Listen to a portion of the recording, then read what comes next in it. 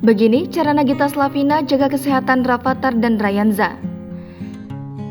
Sudah bukan jadi rahasia jika rumah publik figur Nagita Slavina dengan presenter kondang Raffi Ahmad selalu ramai pengunjung, dilansir dari Tribun News.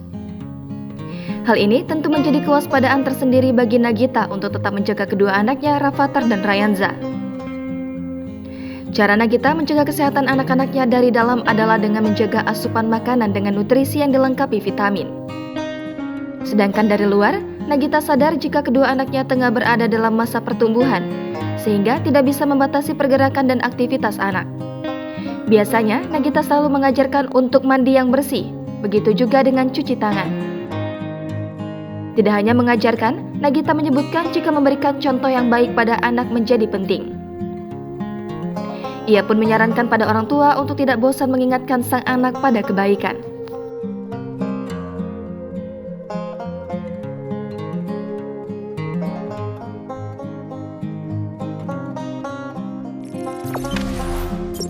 Jangan lupa subscribe, share, komen, dan like ya.